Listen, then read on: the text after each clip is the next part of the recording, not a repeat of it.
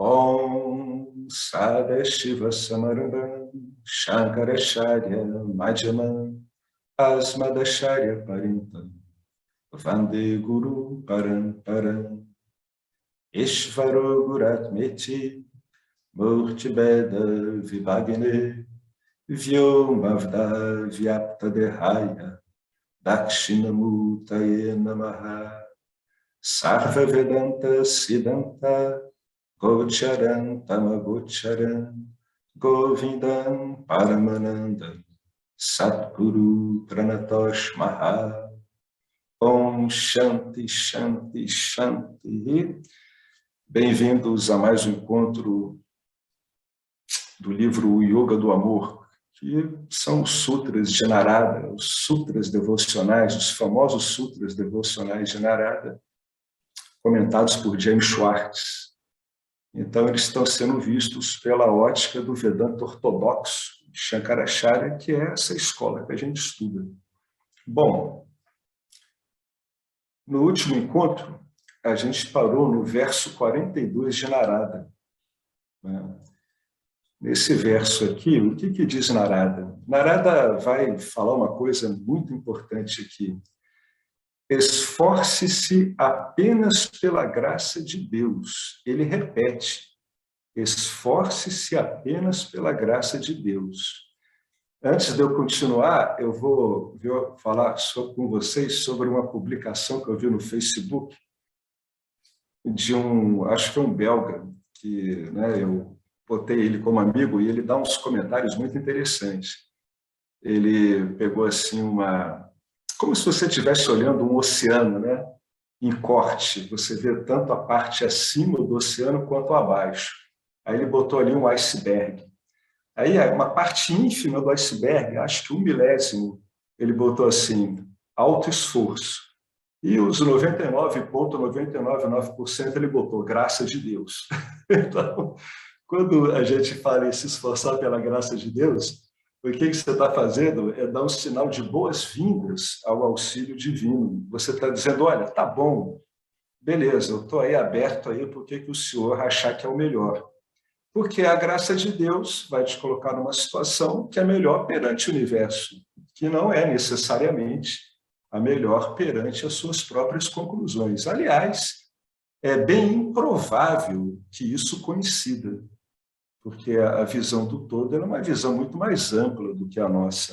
A nossa, a gente trabalha com mainframe muito pequeno, muito reduzido, o alcance é reduzido.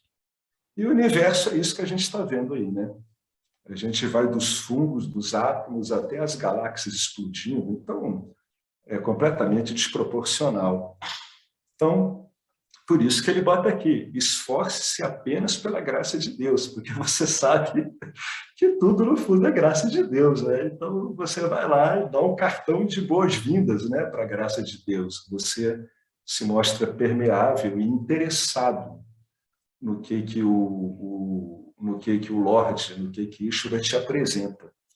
Você não vê mais isso como apenas mais uma situação, não.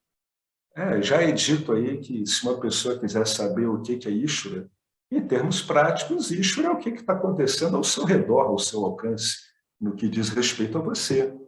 O que importa é Ishvara é o que ele tem a ver com você especificamente. E o que Ishvara tem a ver especificamente com você é que você é Ishvara e, evidentemente, sua situação de vida também. Isso é vivo, isso é inteligente, isso está no diálogo contínuo com você, contínuo. É uma relação. Jiva e Ishvara é relação. Que essa relação seja a melhor possível.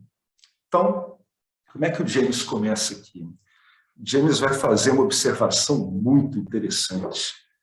Às vezes, particularmente no Ocidente, os buscadores nem sabem que os Mahatmas existem, e muito menos os buscadores sabem o que os Mahatmas são.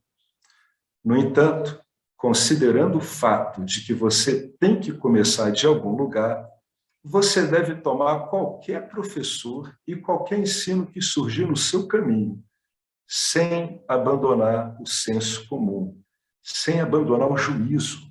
sem abandonar o bom senso, sem abandonar o seu discernimento, por mais débil que ele seja nesse momento. Porém, se um professor disser que Deus não existe e ou não tem devoção por Deus, como a maioria dos não dualistas modernos, então você tem que ter muito cuidado, porque esse tipo de postura vai acarretar uma coisa que a gente vai ver logo aqui abaixo. Então, é muito interessante esse começo aqui, porque o Jaime já disse mais acima que é um grande mérito kármico você encontrar uma Mahatma, né, uma alma consumada. Aí a pessoa diz, como é que eu começo? Aí, como tudo na vida, você vai começar com o que você tem, não é? Você começa com o que você tem. Você tem um determinado ensino, um determinado professor. É a picada, como se você estivesse apanhando uma picada, né? Vamos ver aonde essa picada vai dar. Como tem que ter muito punha para você encontrar logo uma Mahatma, então, em geral, você acaba fazendo um percurso meio de zigue-zague, né? Você bate alguns ensinos que não funcionam muito bem, você vê que a atitude do professor não é boa, o ensino dele é carente de muitas coisas, ele acaba vinculando os devotos ao invés de fazer por onde liberá-los o mais rápido possível, mas isso não deve desanimar aquele que está atrás desse tipo de conhecimento, né? Pode ter certeza de uma coisa, tão logo esteja claro para você que aquele professor e aquele caminho não surgem, não servem para você, tá? Tão logo isso fique claro, pode ter certeza que se a sua vontade de prosseguir continua, Ishvara vai te apresentar um outro caminho, de acordo com o seu discernimento, até que o seu discernimento tenha chegado a um nível, né, razoável o suficiente para você estar em condições de ouvir o Vedanta e, se não absorvê-lo imediatamente, estar disposto a seguir com ele por algum tempo, pelo tempo suficiente. Então, a pessoa não deve desanimar. No meu caso foi assim, eu fui dando umas cabeçadas. Aí uma hora eu vi o Vedanta. E quando eu encontrei com o Vedanta, eu briguei muito com o Vedanta, né? Foram 9 meses de briga. Até que uma hora eu vi que a briga não ia acabar e eu apelei para o bom senso. Eu digo, Alex, você é mais um ser humano dentre dezenas de bilhões que existiram aqui. Você em breve vai estar morto. E essa tradição está ensinando há milhares de anos. E aí, qual é a aposta melhor? Você vai apostar em você, na sua visão de mundo, ou você vai apostar no óbvio, que é uma tradição milenar? Então, eu apostei no óbvio, que é uma tradição milenar, e não estou nem um pouco arrependido, muito pelo contrário. Ainda bem que apareceu essa pergunta na minha cabeça, que é uma pergunta de juízo, né? Você começa a exercer juízo. Né? O que é você? Olha a sua trajetória como Jiva, né? Já morreram alguns amigos seus, daqui a pouco eles vão estar mortos e você também. Né? Então, você vai tateando. Cada hora que você esbarrar em algo que não está convencendo e a sua vontade continuar, pode ter certeza que você vai ser conduzido a algo que agora está de acordo com o ponto de discernimento que você chegou. Já outras pessoas, e a gente tem exemplos aqui no grupo, não tatearam muito, porque o discernimento já era muito bom. Aí Ishvara diz assim, pô, bota essa turma aí no Vedanta, eu acho que eles vão render bem, e rendem. Né? A gente tem exemplos disso no grupo, né? De pessoas que nos zigue-zaguearam. Eu chamo de paraquedista, né? O cara está no avião da vida, uma hora ele vê ali o Vedanta, ele pula de paraquedas. Pô, chega de ficar zanzando. É ali tá bom. E tá bom mesmo, olha que bacana, né? Porque o discernimento tá bom, tá bem dosado, entendeu?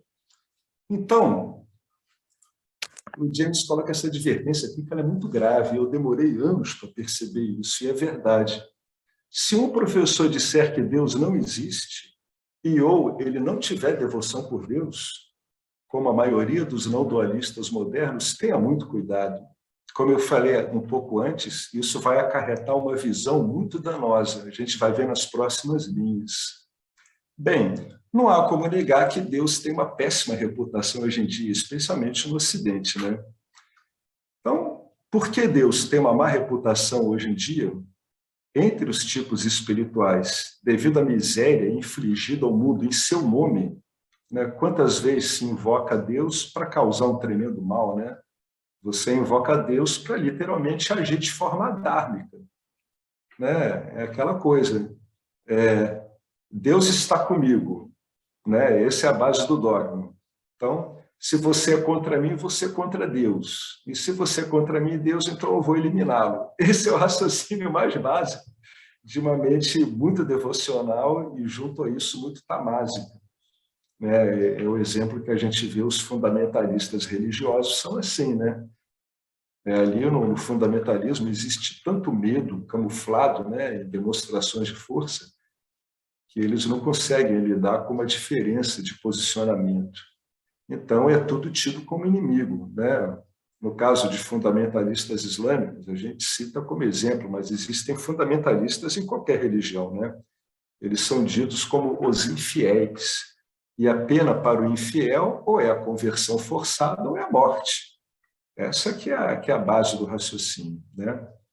Então, devido a essa miséria infligida ao mundo em seu nome, indivíduos não realizados, né, os sansaris, ou tipos espirituais, né, com fortes vássanas espirituais, ele está falando dos espirituais, são frequentemente tentados a assumir um papel divino na vida de buscadores igualmente não realizados. Isso é um programa de Maia, é um truque muito, muito terrível esse, né? Isso, juntamente com a ideia de que a libertação significa ficar livre das restrições do Dharma, é um convite ao desastre. Ora, na libertação, você está livre das restrições do Dharma, porque, na verdade, o que é você não tem condicionamento de gunas, né? O que é você é Satya. Entretanto, o seu jiva não. O seu jiva está sujeito às restrições comuns do tráfego dele na face da Terra. E uma dessas restrições tem a ver aí com o papel dármico que ele tem que desempenhar. Então, isso é algo que acontece com muita frequência. As pessoas acham que elas estão livres de obrigações, né? Porque elas entendem, olha quanta distorção, gente, elas entendem que cumprir o Dharma é um trabalho que elas não querem fazer, que não tem nada a ver com elas, é justamente o contrário.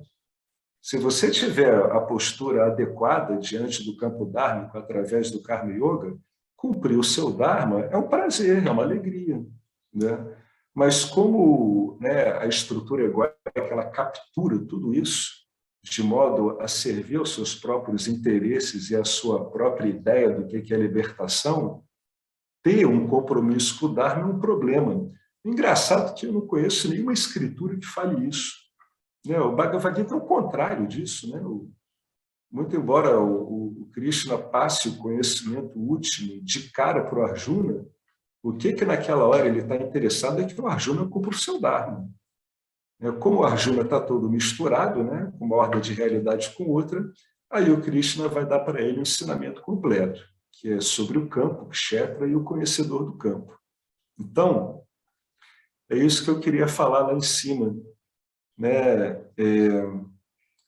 Muitas vezes esse papel aqui divino ele é assumido realmente por um professor, né? É assumido por inércia, porque o professor não investigou suficientemente. Aí não importam as intenções do professor, porque independentemente da intenção dele ser boa ou não, ele não está investigando isso. Então ele se coloca no centro, como se ele fosse um grande conferidor de liberdade e de graça. O que não faz sentido, né? A graça não é pessoalizada. Então, mesmo os tipos religiosos que professam devoção a Deus são perfeitamente capazes de enganar devotos, para não falar em abusar deles de maneira previsível. Sim, é previsível. Então, se você tem que ter um professor, inocule-se com um senso de elevada autoestima, né? Tenha-se em boa conta, sem exageros, e se entregue somente a Deus na forma de bom senso e razão. E leve isso para o satsang. Com bom senso e razão, você evita muito ensino ruim, né? Agora, se você tiver vásculas vinculativas, né, carentes de medo muito grandes, elas podem fazer com que o seu bom senso fique submerso. Então, talvez você tenha que gastar um tempo, como eu gastei, e arrumar um monte de problemas para ver que não é por ali que a coisa vai ser resolvida. Né? Então, você tem que aproveitar o tempo que você está passando ali, por pior que seja. Tem que assimilar essa experiência de alguma forma. Shankaracharya enfatiza essa ideia no verso 9 de Bhaja Govinda. Olha que sequência lógica e muito interessante. O não apego vem da associação com almas sábias e virtuosas. É o satsanga, né?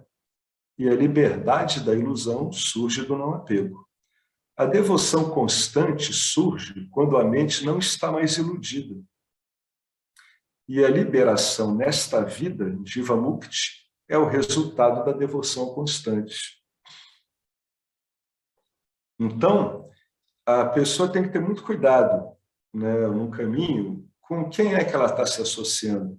Às vezes, você vê uma aparência de um ambiente muito festivo, muito alegre, muito acolhedor, né? Que é um ambiente, às vezes, de vários grupos de satsang aí pelo mundo afora, pelo Brasil, Estados Unidos, etc. Então, às vezes, é necessário um tempo. Né? Você precisa ficar lá um tempo para avaliar se isso tem a ver ou não com o que está te chamando para a libertação. Se você insistir, você vai acabar vendo ali abusos, repetitivos. No fundo, não são cenários muito diferentes uns dos outros. O que muda ali é a moldura, é a pintura, mas a base, a vassana, né? O programa de Maya que está girando ali é sempre o mesmo. Vocês se lembram daquele genocídio coletivo ali na América Central, que foi promulgado por um pastor chamado Jim Jones, que umas 90 pessoas... Lembra? Vocês lembram disso? Que umas 90 pessoas tomaram veneno sob a orientação dele e ele mesmo se matou. Nas Guianas. Nas Guianas. Aquilo ali foi a loucura total, né? Para você ver o seguinte, também não adianta recriminar um cara desse, porque ele está acreditando no que ele está passando para você. Então, ele tem tanto medo quanto aquele que está ouvindo. Né? É um ciclo fechado muito poderoso, muito implacável. É por isso que só o seu discernimento e bom senso é capaz de te tirar disso. Se você está diante de uma ideia de liberação e a gente entende Deus como algo bom, como é que pode haver discriminação, humilhação, né, devoção cega? Nada disso tem a ver com Deus. Em termos bíblicos, nada disso tem a ver com o Espírito Santo, que é a voz da razão. Vocês lembram que no Evangelho o Espírito Santo é a voz da razão? Ele puxa pela razão das pessoas, ele está puxando pelo discernimento, pelo bom senso. Né? É o verdadeiro toque que diferencia o ser humano dos outros seres condicionados. Muito embora ele seja condicionado, o ser humano consegue avaliar o condicionamento dele através disso, né, de uma função que aqui no Vedanta a gente chamaria de buddhi, intelecto, devidamente aprimorada. Ela consegue avaliar os próprios condicionamentos. Né? É possível que isso ocorra. E a gente vê isso várias vezes, em várias histórias de santos, líderes religiosos. Então,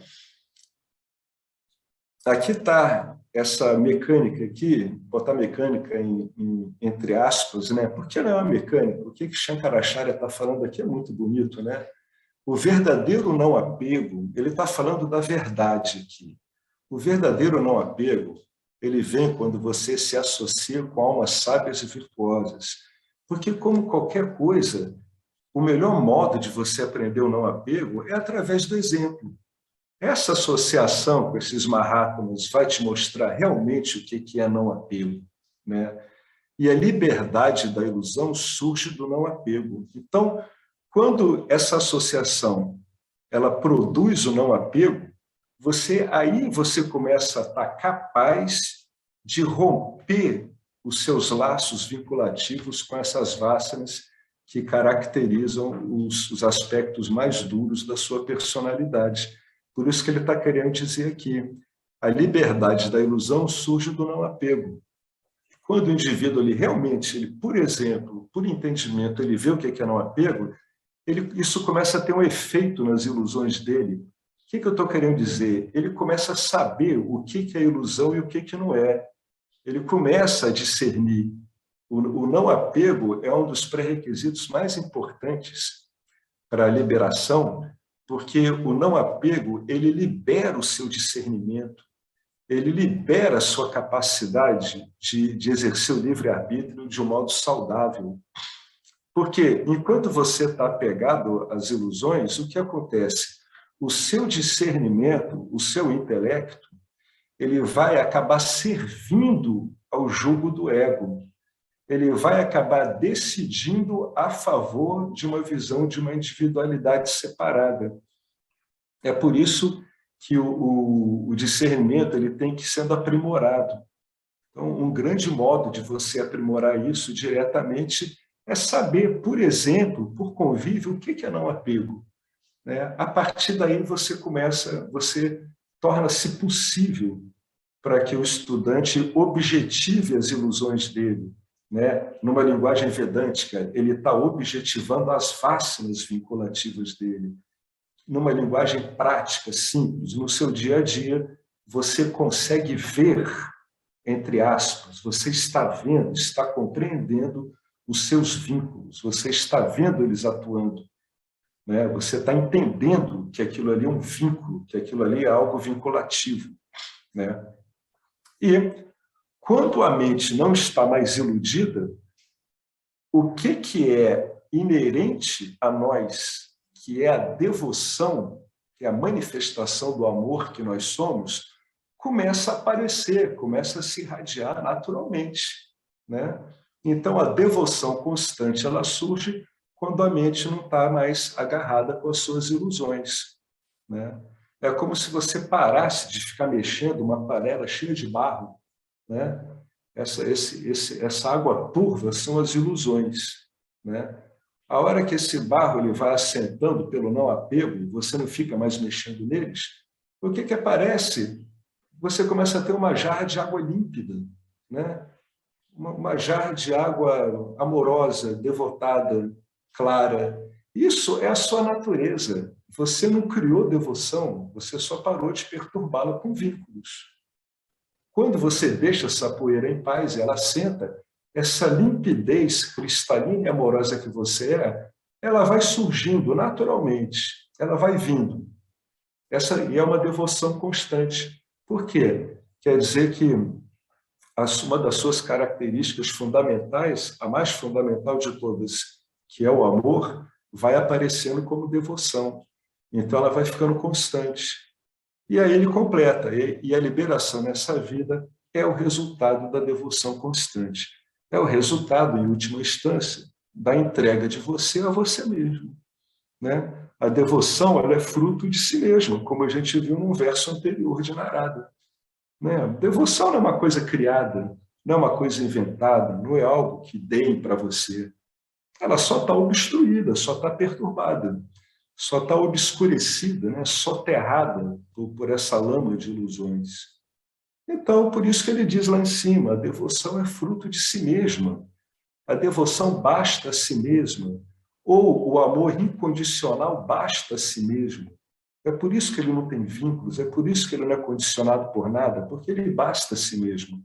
Aí você vê em outros livros espirituais, o verdadeiro amor, ele é uma fonte inesgotável. Por quê? Porque ele basta a si mesmo. Quando a gente fala que é uma fonte inesgotável, é porque não está restrito por nenhum atributo. Não é mesmo? Não é assim? O que é isso? Isso é um mistério da vida. A gente não sabe. Nós somos esse mistério. E esse mistério ele é infinitamente amoroso. Graças a Deus, Puxa, imaginou se pela eternidade fosse um inferno? Que coisa horrível, Mas não, pela eternidade é uma amorosidade eterna, uma existência eternamente amorosa, pródiga, é uma, é uma existência fecunda, fértil, né, voluptuosa. Só você andar aí, vai no mercado, vai ver a quantidade de fruta que tem, peixes, raízes, pessoas, é tudo muito cheio, muito rico, muito pleno em si mesmo. Isso é o que nós somos. Se isso não ficar claro para você, aí você tem que ficar investigando mesmo, através como? O quê? Do Vedanta. Né? E se isso não está claro quando você vai à rua, vai ao mercado, aí o Vedanta te oferece o Nididhyasana. Né? E quais são os pré-requisitos para o Nididhyasana? É que você tenha ouvido o ensinamento e você tenha resolvido as questões de compreensão do ensinamento. Né? Não é uma questão de pegar o ensinamento e adaptar as projeções que nós temos, não. É pegar as nossas projeções e substituí-las pelo ensinamento. É claro que esse tipo de manobra não ocorre de uma hora para outra, assim como nós não ficamos condicionados de uma hora para outra. Então, é preciso um tempo. Já foi dito aqui nesse grupo algumas vezes que essa demanda, né, do tempo e da aplicação decorre de dois fatores. Tá? A ignorância, como qualquer acontecimento em Maya, ela tem dois aspectos. O primeiro aspecto é que, como qualquer objeto, ela tem uma inércia, ela tem uma certa capacidade de ficar por si mesma por um tempo. Tá? Trabalha de modo anti-entrópico. Tá? A gente chamaria de inércia. Paralelamente a isso, existem, curiosamente, defesas para que isso permaneça, por pior que seja. Então, quem está praticando o Nididhyasana tem que contar com duas coisas: com a inércia de suas vasanas vinculativas e com recursos que o próprio sistema tem Maya de mantê-las. Né? Um recurso que tem de mantê-las, o indivíduo vai meditar, ele senta e começa a meditar. Dali a algum tempo, ele começa a ser perturbado por toda sorte de pensamentos. Não é assim? Isso é do sistema. Mas como é que isso funciona? Não importa qual é o motivo, porque é assim ou não, o resultado prático é que isso perturba a pessoa. E ela vai ter que aprender a lidar com essa perturbação. Então, ela lida sempre com esses dois componentes: a inércia daquilo que está estabelecido e recursos de defesa daquilo que está estabelecido. Nada disso é pessoal, nada disso. O sistema é assim.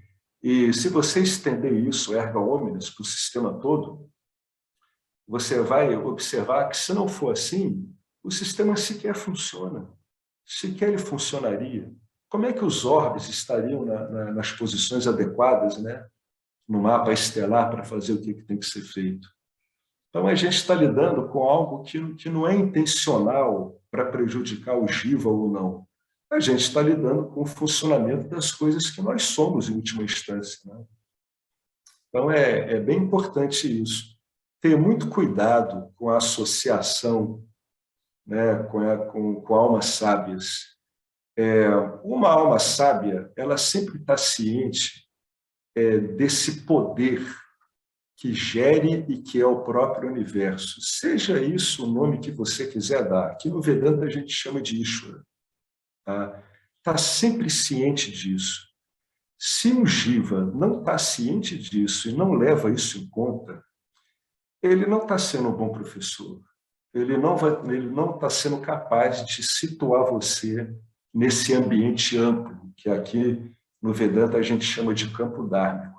O campo dármico é fundamental. Se situar no campo dármico quer dizer que você entende que o centro é o próprio campo dármico, que não possui um centro específico, uma localização no espaço-tempo. Não, ele é todo espaço-tempo.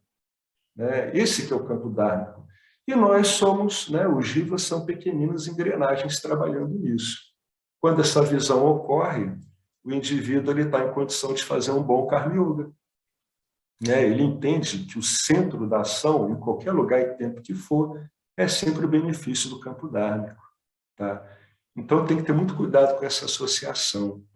Né? O verdadeiro sábio, ele é um devoto da vida. Né? Ele é um devoto de Ishvara, ele é um devoto de Deus, ele é um devoto de Allah. Né? O verdadeiro sábio, ele sabe muito bem que esse mundo ele tem uma hierarquia, uma ordem. E ele sabe que a libertação ela passa pelo entendimento disso e por você se alinhar com isso. Porque, veja bem, né? A devoção ao campo dármico, ela vai fazer uma coisa espetacular. Ela vai eliminar o seu conflito com o campo dármico. Antes, o Jiva ele é devotado aos sonhos dele, às ilusões dele. Mas quando ele vai se inteirando do campo dármico, ele passa a ficar um devoto do campo dármico de Ishvara. Então, o que isso quer dizer? Quer dizer que o nível dele de conflito com o campo dármico, que é o grande inferno da maioria dos jivas, é praticamente reduzido a zero. Né? E aí sim, aí você está em condição de se despregar das suas ilusões. Que a ilusão é o quê? É quando a gente quer que o campo dármico dê a gente o que a gente quer no momento em que queremos. Esse que é o resumo da ilusão humana. Né? Eu estou iludido por alguma coisa. Se você pegar isso e você espremer em essência, né, você tirar a essência do entendimento disso, quer dizer que aquele jiva está querendo do campo dármico o que ele, jiva, quer, na hora que ele quer e do jeito que ele quer.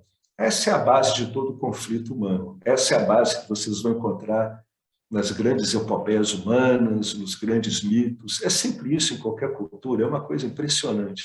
Só que é travestido de um monte de aspectos culturais, históricos, né? É um panorama bastante fascinante, mas o interessante é que, pegando tudo isso e espremendo a essência, é sempre isso. Né? Você tem sempre uma contraposição de um pequeno jiva que acha que aquele pequeno eu é aquele que deve receber tudo o que precisa receber do campo dármico. Né? Essa é uma atitude completamente antidevocional. Então, tem que ter muito cuidado com isso. Né? De fato, existem muitos ensinos não dualistas modernos que eles passam ao largo do campo dármico, e isso dá margem a uma série de confusões. Seriam sobreposições mútuas, né? Erros de sobreposição mútua clássicos, de Nitya em Satya e de Satya em Nitya. Por exemplo, quando um guru, né, ele toma a si uma espécie de responsabilidade de liberação pelos seus devotos, pelos seus estudantes, ele está se vendo como o iluminado, como a própria representação do divino, perfeita, imaculada. Ele está fazendo uma sobreposição, ele está apanhando a realidade dele de Jiva em Nitya e está sobrepondo a isso a impecabilidade de Satya, sem levar em conta que o Jiva tem limitações inerentes a ele mesmo, dado pela própria confecção do corpo sutil, que é um aparato refletor de uma qualidade muito diferente de Maya e com uma amplitude muito, infinitamente menor. Então tem que ter cuidado com essas sobreposições. Ao longo da história, a gente vê isso ocorrendo o tempo todo, né? E dando origem a inúmeros desastres, tragédias, morticínios, em escalas maiores. Em escalas menores, a gente vê várias histórias de abuso, etc. Então, é muito mais comum do que a gente pensa. Em cima desse verso 42 aí que a gente falou do Narada, alguém quer comentar alguma coisa sobre esse assunto? É um assunto bastante recorrente, né? Então, o que se usa aqui é bom senso mesmo, e sempre tem em mente que tem que ter o campo dármico como centro do ensino, né? Da vida ordinária. O que se entende por liberação não é só você saber o que você é, que é uma autorrealização, mas é entender a completa autonomia do campo dármico, né? O que age são os gunas do campo dármico. O campo dármico é completamente impessoal. Por isso que se diz que aquele que realmente está liberto é aquele que entendeu que tudo que é feito é realizado através dos gunas, pelos gunas. Daí elimina mais ainda, mais um aspecto de pessoalidade no ensino. Alguém quer comentar alguma coisa? Esse aspecto é muito delicado, né? Dá muita margem à confusão. Então, se vocês encontrarem um professor que não seja devoto de Deus, desistam. Né? Porque mesmo encontrando aqueles que são devotos de Deus, você acaba arrumando problema. Então, né, muitas vezes o cara é devotado a Deus de verdade, mas a visão dele é parca. né? A gente vê isso em várias seitas, tudo. É um devoto? É. Está bem intencionado? Tá, mas né, é aquela coisa, né? O caminho para o inferno pavimentado de boas intenções, né? Então, o velho ditado, ele é verdadeiro. Então, tem que ter juízo o tempo todo. O ser humano ele tem que ser muito ajuizado, né? Aprender com o erro dos outros, a seguir instruções. Você seguir recomendações do Vedanta é um sinal de inteligência e de juízo. Tem gente que fica muito constrangido, né? Que turma chata, eles têm um monte de orientação para tudo. Pois é porque o tráfego no campo é complicado mesmo. Alguém precisa te ajudar. Por que é que você está procurando orientação, então, né? Se não precisa de orientação, então é porque o sistema que você está usando, que muitas vezes é o seu, deveria estar funcionando bem, né? Quando a gente vê que não funciona, a gente recorre à orientação.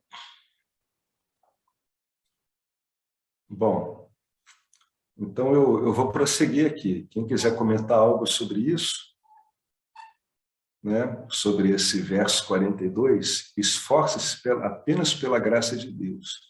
Esforce-se apenas pela graça de Deus. Né? Então, tem sempre ver que, no fundo, é sempre o campo, né, que está te facultando, te possibilitando coisas em sua gigantesca proporcionalidade, né? É como se o seu 0,00001% fosse chancelado por uma graça que representa 99,99999% da interação. Né? É claro que um ego assim, menos habituado a esse tipo de reflexão vai achar isso a própria prisão. Né? É engraçado isso, né? Vai achar que isso é o fim da picada. O engraçado é que sempre foi assim. Então, é aquela velha falta de autoobservação, saber observar, né, através do discernimento, como é que são os seus próprios movimentos. Bom, vamos aqui para o verso 43. Narada diz: de qualquer maneira, renuncie a todos os relacionamentos com indivíduos ignorantes, negativos e egocêntricos. Bom, o verso não implica ódio a pessoas más. Olha só, uma coisa muito séria. O verso não implica ódio a pessoas más, porque Deus está em todos. Né? Em vez disso, mantenha a distância, né? Evite a companhia e reze por essas pessoas, com sinceridade, né?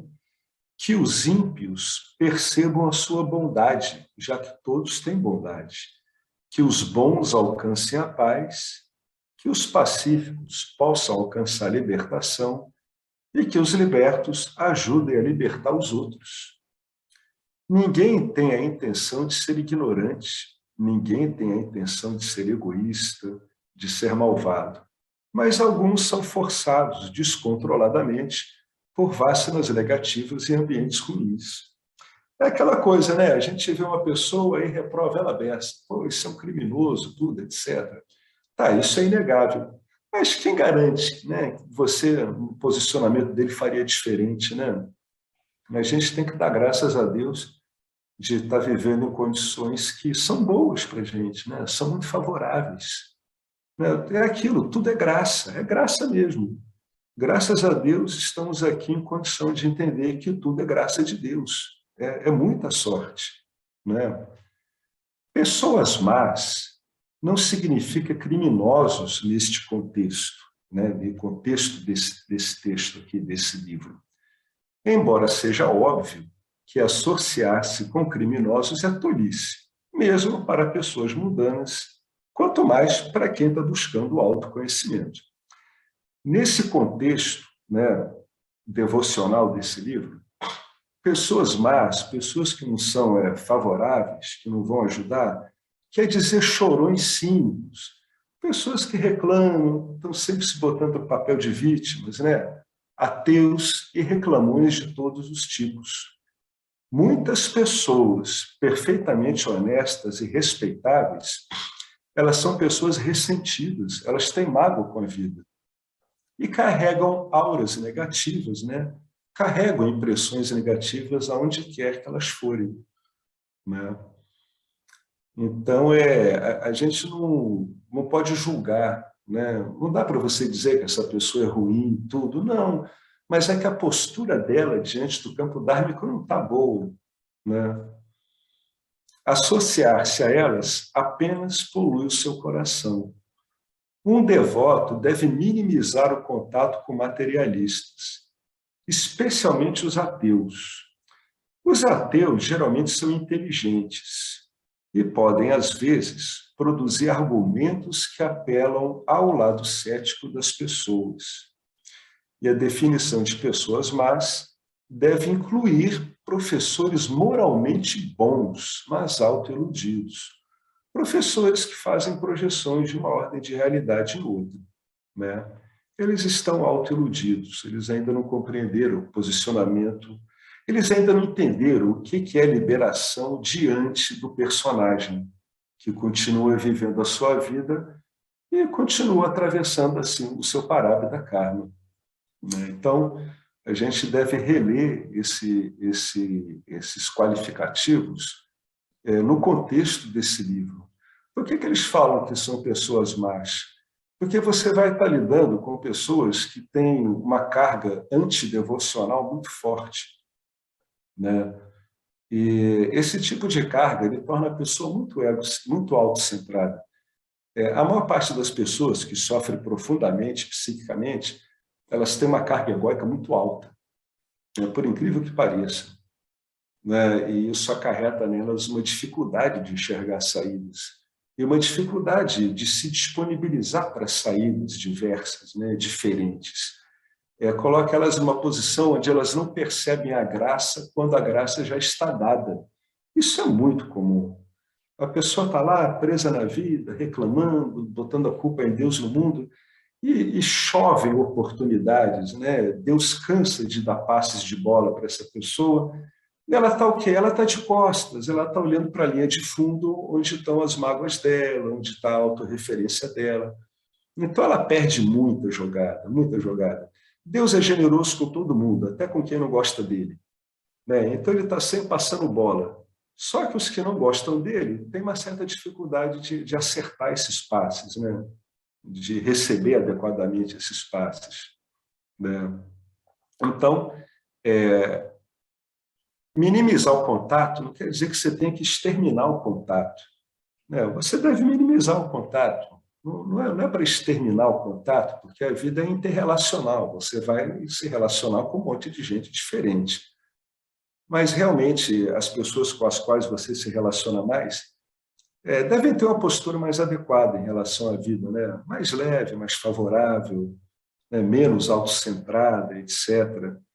E não é desinteressante lidar com ateus inteligentes, mas se as suas convicções não estão muito firmes, um ateu inteligente ele pode perturbar a sedimentação, né, a semeadura desses aspectos que a gente fala aqui, como a devoção, o entendimento, o discernimento, sempre olhar o campo como centro da ação, né, o centro das intenções e não a si mesmo, né? Depois que isso tudo fica muito claro, você consegue lidar com uma certa facilidade com todo mundo. Mas tem que ter cuidado, porque tem pessoas que são realmente muito hábeis de raciocínio. E, na melhor das boas intenções, desempenham com você, né, conversam com você raciocínios que, ao ver deles, são raciocínios que servem ao seu engrandecimento, mas que, em todos os sentidos práticos, vão acabar prendendo você numa série de projeções. Aí, uma série de projeções dessas pessoas, né? A pessoa vai te passa uma projeção, você vai lá e assume isso. Então, tem que ter um certo cuidado. Na verdade, o que está sendo dito aqui é que você tem que cuidar do florescer dessa devoção, né? Tem que protegê-lo. Tem que proteger mesmo, até que fique tão forte, né? A ponto de ser o óbvio. A gente tem que aprender a proteger essas coisas. No começo, devido ao nosso condicionamento, às resistências e aos recursos que Maia tem de modo a desviar o indivíduo, no começo existe uma certa dificuldade de lidar com isso. Então, nessa hora tem que ser protegido, tem que ser tudo levado com muito cuidado, né? Muita reflexão. Bom, ele continua aqui. Em nossa tradição, qual é a tradição? Essa tradição aí do Vedanta ortodoxo, de Shankaracharya. Em nossa tradição, o ateísmo é chamado de Karvaka, né? Aqui tem uma nota, embaixo ali no rodapé. Karvaka Darshana é uma das escolas heterodoxas da filosofia indiana, que rejeita o espírito e enfatiza o materialismo e o ceticismo filosófico. Então, é completamente antidevocional, né? Na verdade, a devoção nem é tocada numa escola dessa, né? Então, em nossa tradição, o ateísmo é chamado de Karvaka, que vem de Karu, o que significa atraente, e Vaka, que significa fala. Tais pessoas dirão: por que se preocupar com o bem e o mal? Observe o mundo. As pessoas boas ficam com as migalhas, enquanto as más prosperam. Seja prático. Eu não acho errado o que eles estão falando, não. Só está muito restrito a visão deles do que seja a vida, né? Está uma coisa bem curta. Se realmente a vida e Deus se resumisse apenas a um monte de eventos materiais, isso aí teria até fundamento, né? Mas, na verdade, se você olhar bem, uma visão dessa, né, desses Karvakas, ela mostra que o indivíduo está preso aonde? Ele está preso numa espécie de epistemologia sensorial, né? O que existe é só o mundo material, só o mundo manifesto, né? Essa proposição não se sustenta em si, não faz sentido nenhum, né? O indivíduo vai lá, é como se as percepções dele fossem capazes de responder por tudo que a gente poderia dizer que existe no mundo. Isso é um contrassenso lógico, é um contrassenso racional, é um contrassenso, inclusive, anticientífico. Então, é um raciocínio que não se sustenta. Agora, dentro da visão deles, faz sentido, está vendo como não tem problema? A gente está lidando, vocês estão entendendo que as projeções dos caras inevitavelmente levam a essa conclusão? Não é por mal ou por bem, não. Eles acreditam, em última instância, só no input sensorial deles, né? É um contrassenso, mas se você parte do pressuposto que eles partem, a constatação deles não está errada. Mas a gente sabe que é completamente insuficiente isso, né? A gente vê como é que esse tipo de colocação ela é totalmente antilógica. Seja prático, né? Siga o seu sistema sensorial, é o que ele está querendo dizer, como se isso fosse o melhor radar que você pode ter na sua vida. E a gente sabe que não tem como ser assim, por experiência própria, não é? Por isso que a gente está no Vedanta. Quando o sofrimento se acumula, né? Isso aqui é muito importante, viu? Isso já ocorreu muito com muitas pessoas, inclusive comigo. Quando o sofrimento se acumula, a mente começa a questionar se Deus é compassivo ou não. A mente começa a fazer projeções em cima do que é Deus, né? Ela parte, é como se ela projetasse o sofrimento dela em cima de outra projeção que é Deus. Ela faz uma projeção em cima de uma projeção. É muito difícil sair de um jogo duplo de projeção desse. Em geral, tem que vir algo aí para te puxar de fora. Portanto, a primeira condição para a satsang é manter-se em companhia daqueles que têm fé em Deus, né? É surpreendente, né? Assim, não é surpreendente, mas alguns anos atrás, para mim, seria surpreendente ver uma frase dessa num livro de um Vedanta ortodoxo como esse, né? De cara, a primeira condição para a satsang é você se manter em companhia daqueles que têm fé em Deus, daqueles que veem Deus como algo benigno, bom, harmônico, íntegro. A segunda condição é o respeito pelo Dharma, muito embora nem sempre seja fácil determinar qual ação é correta e qual está errada, porque a realidade apresenta situações não muito claras. Vocês sabem como é que o Vedanta chama isso? Ele chama isso de Vivesha Dharma, né? É uma situação nebulosa.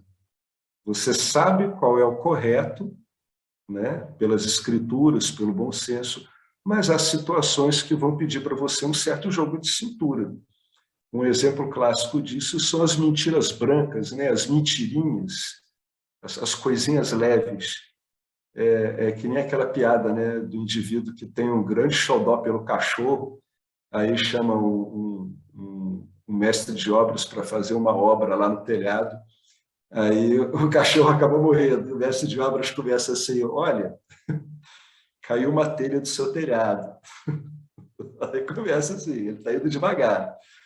Puxa, a telha eu queria que caísse no local que não tem ninguém, mas não foi bem assim que aconteceu. O que aconteceu?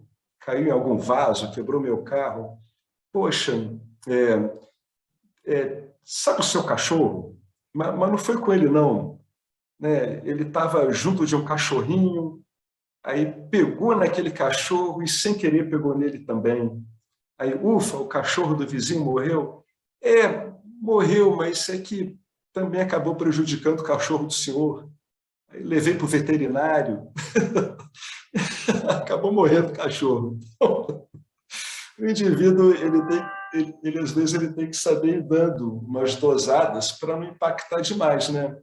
Você pega uma mãe que é cardíaca e o filho dela morre, né, no acidente de estrada. Se você solta isso de repente para uma senhora dessa, ela pode acabar morrendo também. Então, o nosso dia a dia ele tem situações muito delicadas e aí tem que ter muito trato, tem que ter muito jeito para lidar com isso, de modo a não piorar a situação. Às vezes você faz uma ação que acaba prejudicando. Um exemplo que eu vi uma vez uma vez eu ouvi há muitos anos o presidente da Sociedade Macrobiótica do Brasil, ele era vegetariano, né? Embora haja ramos dos macrobióticos que não sejam vegetarianos estritos, ele era. Aí um dia um rapaz perguntou para ele qual era a melhor atitude, né? Ele vai para um jantar, as pessoas servem carne. Porque eu recusei isso, não queria romper com a minha crença, tudo. Aí esse cara disse assim, ele disse, puxa, mas você agiu muito mal, porque o que acontece? Você não come carne. Ali, para não criar esse mal-estar todo, bastaria você comer um pedacinho, elogiar e todo mundo ia ficar feliz. Né? Então, você dava um drible na sua própria crença, né? Dava uma ajeitada nela, em prol, em última instância, aqui no Vedanta a gente dizia, né? Em prol do bem-estar do campo dármico. Você não criaria conflito com uma coisa tão pequena quanto comer um pedaço de carne numa refeição que te foi ofertada com muito carinho, não é? São essas situações que o indivíduo tem que saber ir pesando, né? Então, essa é a segunda condição, né? É o respeito pelo Dharma, embora a gente muitas vezes esteja nessas situações que não são claras, aí tem que ter muito bom senso. Isso aí, esse bom senso é dado pelo conjunto de características da pessoa, né? Como é a personalidade dela, como é que ela está assimilando a vida dela, o ensinamento. E, em terceiro lugar, os investigadores devem valorizar a tradição védica, porque o Sanatana Dharma, que inclui os textos tanto sobre o Dharma quanto a libertação, elaboraram de forma completa o conhecimento da existência e podem resolver qualquer dúvida existencial à luz da natureza não dual da realidade. Para obter respostas, um devoto deve analisar as escrituras de forma ponderada e sistemática. É muito comum você ver em histórias da Índia antiga que ocorre, né, em vários textos, Puranas, etc., na própria história do Mahabharata, ocorrem situações muito conflitantes que rishis são consultados sobre a validade daquele tipo de situação perante o Dharma vigente, né? Então, esses rishis e os sábios também, eles avaliam as escrituras com calma e vão lá e dão a resposta adequada, né? Nessa situação, qual é o melhor a fazer. Então, o que o James está dizendo aqui, nesse terceiro lugar, é que a sabedoria védica ela tem condições de suprir lacunas difíceis nesse conhecimento. Isso não é algo que a gente estude aqui no campo do nosso estudo, né? que é essa parte mais do Advaita, né, que é da não dualidade, embora a gente estude bastante o Kshetra, o campo, né? Mas quem se aprofunda no conhecimento védico, eu já conversei com algumas pessoas que estudam há muitos anos o conhecimento védico, ele é muito completo, né? É claro que ele vai se aplicar muito à cultura indiana, né? Mas a cultura hindu, mas de qualquer modo, esses exemplos todos que a gente vê nesses vários livros podem servir de inspiração para você chegar a conclusões bastante interessantes na sua própria vida. Por isso que é válido a gente dar uma olhada nessas histórias, ver como é que esses dilemas são resolvidos, meditar sobre isso, vale a pena. É um tipo de estudo interessante. Ele é meio lúdico, também puxa muito pelo discernimento, pela ponderação, né? Então, são as três condições, né, que ele está colocando aqui, né? A primeira condição é você se associar a devotos, né? A segunda é o respeito pelo Dharma. E a terceira é saber que você tem uma fonte que pode resolver esses dilemas clássicos aí, né, da vida em comum, dessa vida mundana que a gente, embora a gente estude Vedanta, a gente tem vida mundana, né? É um estudo que a gente pode aplicar na vida mundana. Aliás, é o melhor lugar para aplicar isso, né? Porque ele é muito conflitante, ele tem muita discrepância, é bastante dinâmico, né? Mas eu ia falar uma coisa que eu esqueci, mas tudo bem, não tem problema. Bom, diante desse, deixa eu ler mais esse parágrafo aqui, aí a gente vê se alguém tem algo a comentar aqui. Bom, se você tem devoção por Ishvara, Ishvara terminará relacionamentos com professores moralmente corruptos, moralmente inadequados, né? Às vezes as palavras usadas aqui são um pouco duras. Professores autoiludidos e professores razoavelmente inofensivos que ensinam sua própria experiência. Então, Ishvara vai te trazer realmente para um tipo de ensino mais impessoal, que é o Vedanta que a gente estuda, né? Vocês veem como é que a coisa é coerente? A autoliberação, ela é simplesmente compreender a sua impessoalidade. A gente pode olhar assim também. Existe algo melhor para isso do que um ensino impessoal, né? É claro que a pessoalidade, ao entrar em contato com o ensino desse, ela vai se incomodar com muita coisa que está no ensino, né? Mas existe algo melhor, assim, falando com sinceridade, né? Se não há um centro no mundo individual, né? Se não há uma pessoalidade no mundo, não há algo melhor para lidar com isso do que um ensino impessoal.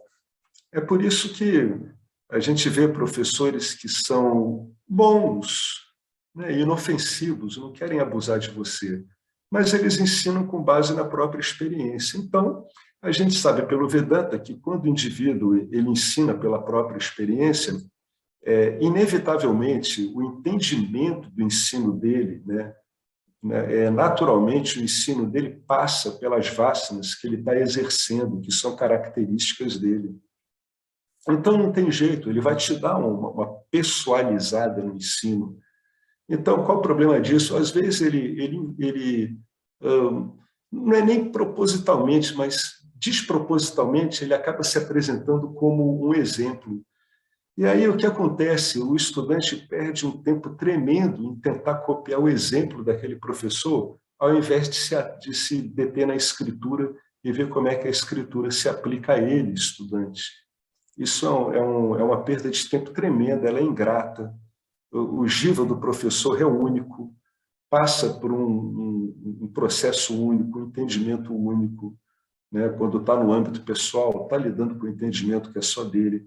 E a gente vê muitas vezes estudantes bem intencionados junto a professores bem intencionados, mas que tentam repetir experiências pessoalizadas, conclusões pessoalizadas. Então, tem que ter muito cuidado com isso. Embora a intenção seja boa, né, o efeito pode ser muito ruim. Outra coisa que é muito interessante aqui, isso aí eu já notei há muito tempo.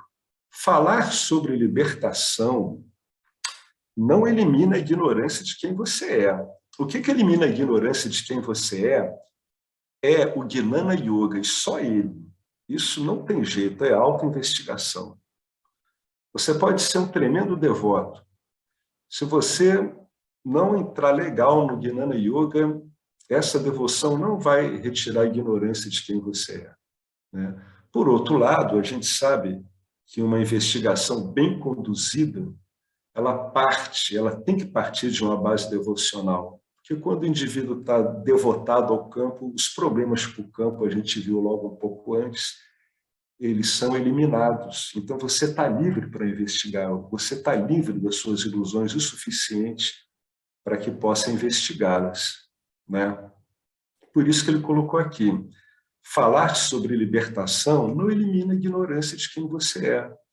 Então, muitas vezes não adianta você ficar assistindo reuniões sobre isso, satsang sobre isso, se você não tem um método adequado para lidar com isso no seu dia a dia. Enquanto aquela reunião está durando, aquele bhava, né, aquela onda satívica gerada pela reunião, né, uma onda mais contemplativa, dá um bom efeito. Mas o lance todo não é lá, né? Lá, o que é incentivado é aquilo que você é de verdade, é satya. Mas quando você vai para o mercado, como os budistas dizem, eu gosto muito desse termo, você vai lidar com toda a composição de gunas o tempo todo girando em você, e nos outros, e no ambiente, né? Então, isso não adianta, você precisa de um método que você aplique em mítia. Isso é o que eu estou querendo dizer. E o Vedanta tem esse método testado há milhares de anos, né? Mesmo que seja inicialmente inspirador, eu concordo totalmente com isso, e crie desejo pela libertação, é frustrante, porque os professores que falam sobre o ser e sua iluminação não podem transmitir o maior presente ao devoto, que é um método sistemático para remover a ignorância. O que é um método sistemático? É um método capaz de ser aplicado por qualquer estudante, independentemente das características que ele tenha, né? O método é tão bom do Vedanta que, se você não está em condições de assimilá-lo, o próprio método te dá recursos para que você venha assimilá-lo. E o que a gente chama isso? É uma qualificação. O método permite que você se qualifique e que, se a sua qualificação não é suficiente, você saiba onde está o problema e se requalifique, né? Então, o professor que fala sobre o ser e a sua iluminação, eles não têm como te passar a iluminação deles, vamos botar assim entre aspas, porque aquilo passou pelo crivo do estudo deles, do entendimento deles, da experiência deles. Eles não têm como te passar o que o Vedanta tem de sobra, que é um método aplicável a qualquer um, né? É por isso que a gente vê tantas pessoas girando ano após ano, e elas apresentam o mesmo comentário, às vezes a mesma queixa. Poxa, aqui é muito bacana, né? Mas quando eu vou para a rua, né, dependendo da expressão da região do país, ou quando eu saio aí para a vida, aí a coisa não funciona bem. Por quê? Porque você não está usando um método impessoal, né? Você ainda não usando um método impessoal, você não consegue impessoalizar as suas vacinas vinculativas. Você não vai conseguir fazer isso.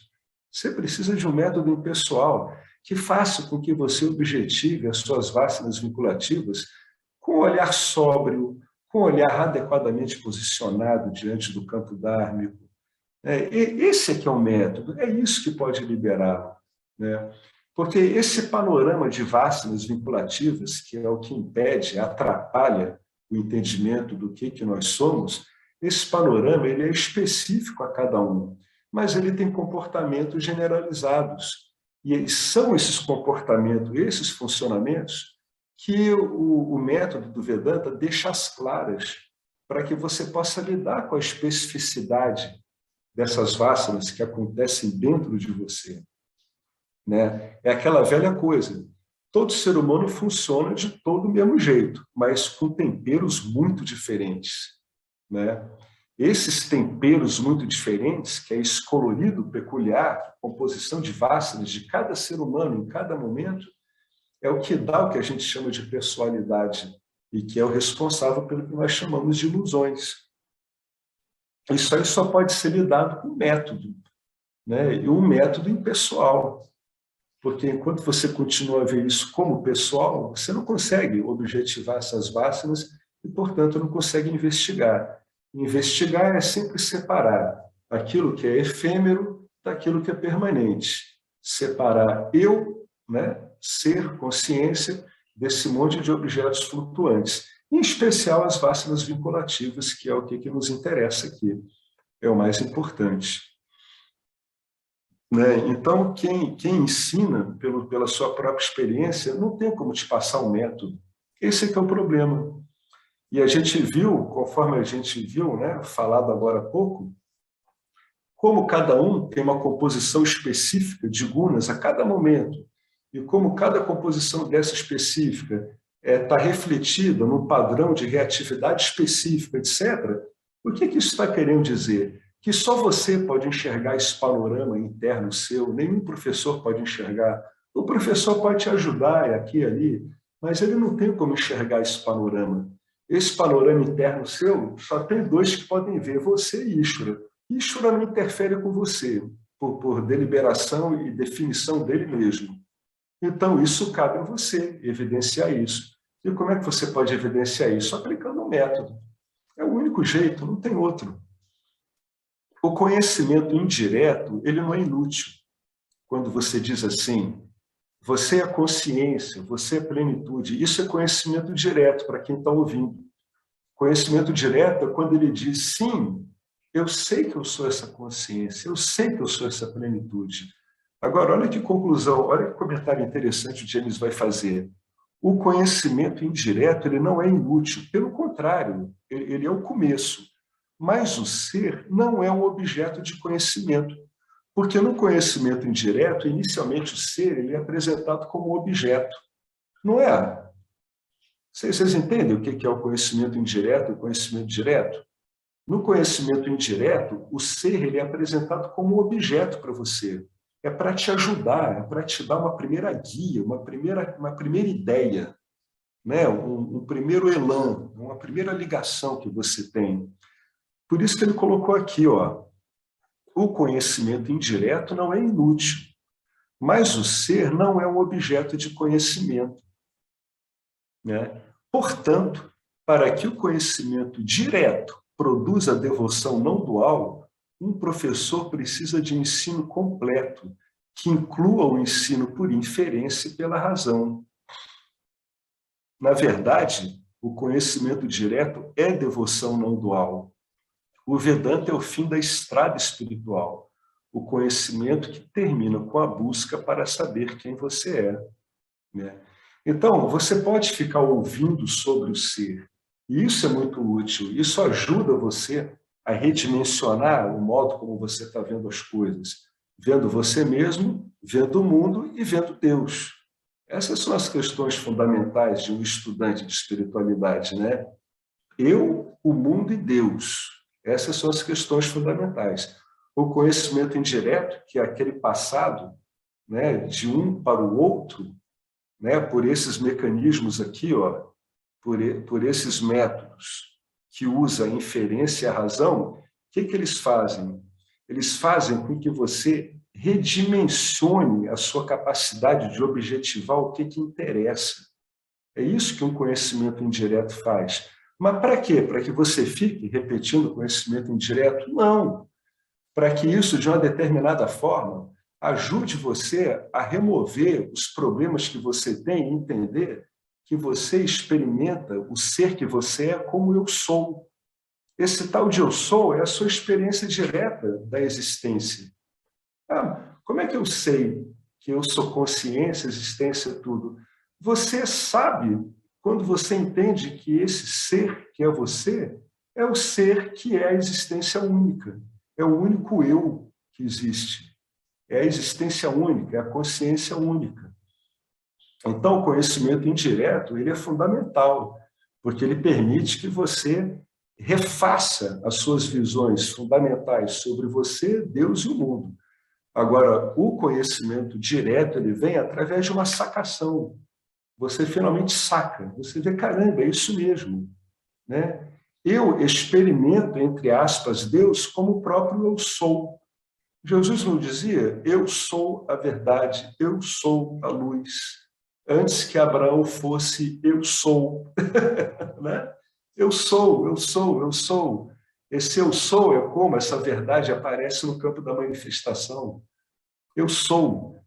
Agora, a pessoa, para que isso fique uma verdade para ela, ela tem que incorporar um conhecimento indireto suficiente, baseado no conhecimento escritural, de modo que ela consiga tornar todo o sistema de entendimento objetal dela condizente com isso. Ficou muito complicado o que eu falei?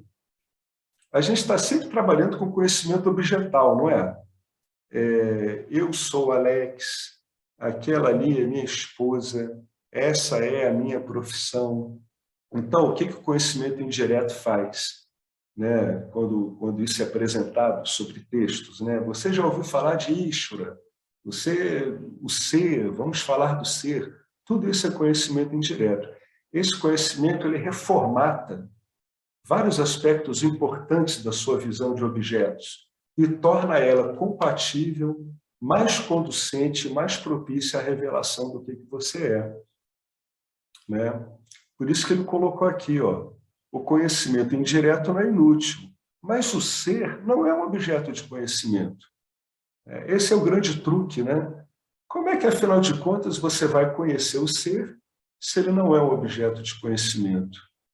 Sim, você pode obter, através da razão e da inferência, né, um conhecimento com base nas escrituras que adapte o que você entende por conhecimento de você, de Deus e do mundo, numa determinada forma, numa determinada reconfiguração que facilite esse tipo de revelação, até que fique óbvio para você que você experimenta o tempo todo, por isso que a palavra experimenta não é legal, ela não é boa, mas a gente usa. Até que você experimenta o tempo todo o ser que você é como o próprio eu sou da sua vida. Isso fica óbvio, né? Na verdade, aí ele coloca aqui, depois aqui de o Vedanta é o fim da estrada espiritual, é o conhecimento que termina com a busca para saber quem você é. Aí ele continua, quase todos que Ishvara traz para o Vedanta estudaram com muitos professores, é o que a gente estava falando, quase todos sim. Se o devoto entender o valor de um meio comprovado de conhecimento e a necessidade de um professor qualificado, ele não vai mais procurar em outro lugar. De fato, sua busca termina quando você se entrega ao Vedanta, porque o ensinamento deixa bem claro quem você é. Desse ponto em diante, o trabalho envolve apenas a remoção de obstáculos que ainda impedem a apreciação do ser não dual. Por apreciação do ser não dual, entenda-se bem-aventurança. Tá? Porque não é muito difícil para uma pessoa muito dedicada e interessada entender que ela é existência e consciência. Porque é simples, eu pergunto para a Estela assim, Estela, você é consciente de você mesma? Você não precisa nem pensar, você vai dizer, claro, eu existo e sei que eu existo. Não preciso de muito pensamento, na verdade, eu não preciso de pensamento nenhum para chegar a uma conclusão dessa. Eu não preciso intermediar isso através de um pensamento. Mas aí a gente diz assim, e isso é apreciado? Ou seja, isso vira o Ananda, que as escrituras falam? Aí muitas vezes o estudante diz, pô, não muito.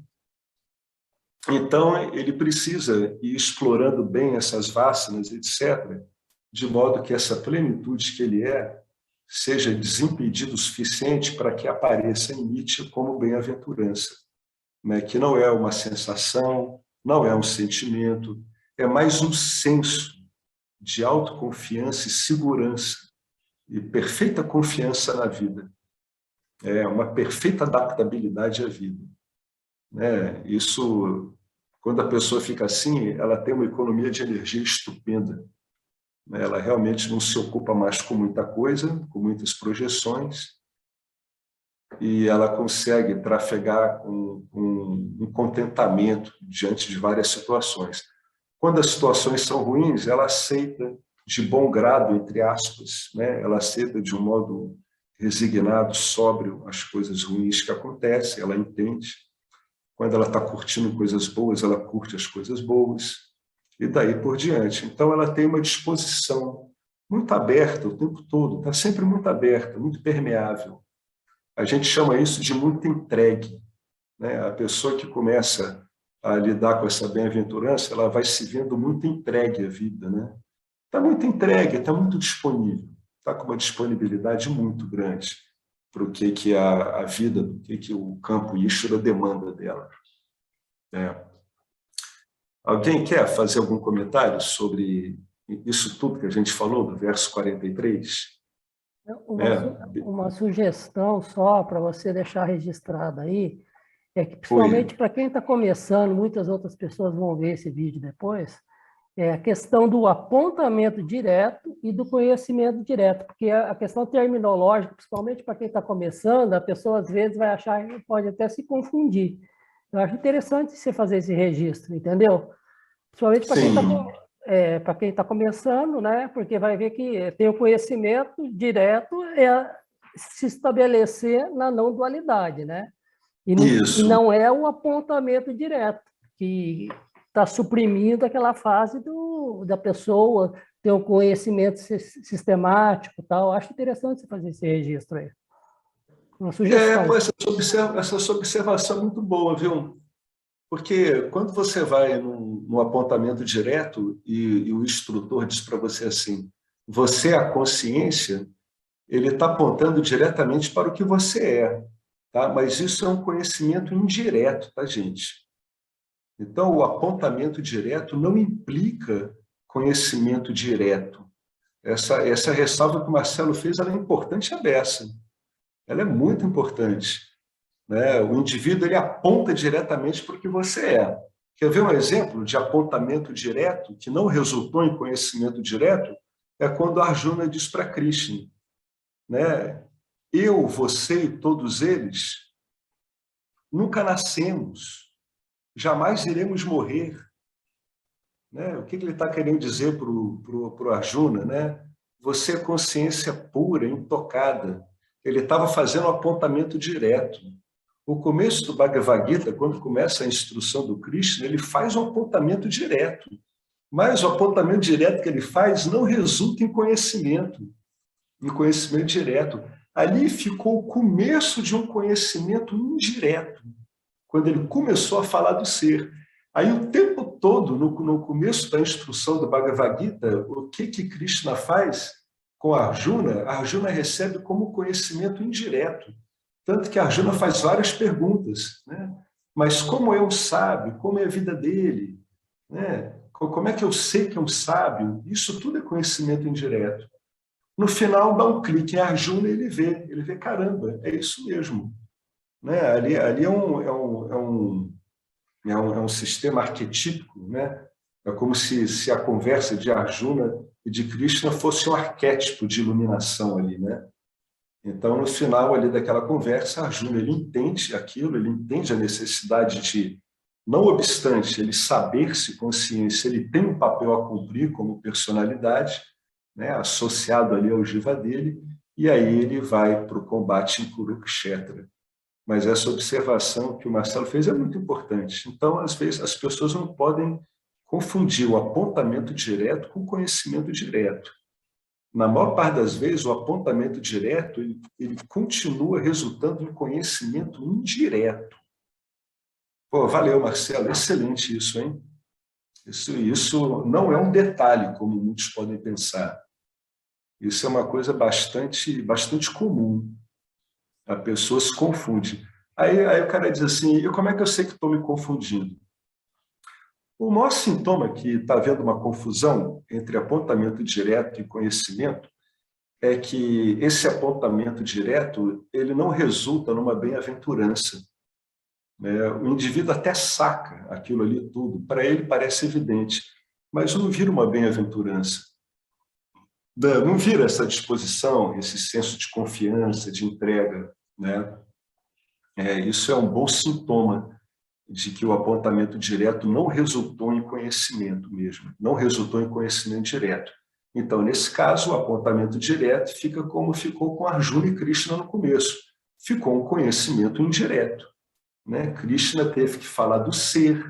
Então, em termos assim, de formatação de linguagem, Krishna está se referindo ao ser para Arjuna de um modo objetivo. Ele está objetivando o ser, ele está usando uma construção, uma projeção que objetiva o ser. Isso é para preparar a mente de Arjuna, para que ele possa compreender, né, para que possa ocorrer com ele o conhecimento direto. É um detalhe muito importante, tem que ter cuidado com isso. Apontamento direto não quer dizer conhecimento direto. Na grande maioria das vezes, apontamento direto ele equivale a um conhecimento indireto. E o apontamento direto ele aponta somente para a sátia.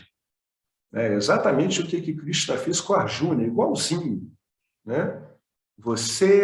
Nenhum desses guerreiros, nem eu, nem você, jamais morremos, jamais nascemos, jamais nascemos e jamais iremos morrer.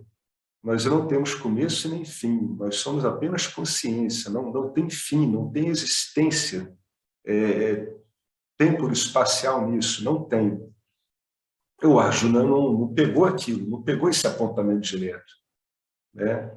E depois Krishna começou a fazer, junto a ele, um conhecimento indireto, até que ficasse claro para Arjuna que realmente ele era a existência, a consciência. Né? Mas esse parâmetro da bem-aventurança ele é importante. Né? Quando esse senso, né, de integridade, né, esse senso de bem-estar com a vida, de adaptabilidade, esse senso de autoconfiança, de confiança em Ishvara, de entrega às situações da vida, quando ele não está bem claro, isso quer dizer que o conhecimento não ficou direto. Não está um conhecimento direto. Você tem que ficar parando arestas. É o que o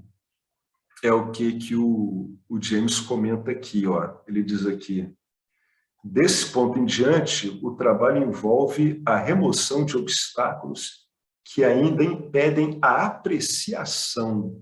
Né? Ou seja, é o que está nas Escrituras, o sábio se compraz com a verdade que ele é, e somente com isso. E não há amor objetal que se compare a isso. Ou seja, não há amor dual que se compare ao amor não dual.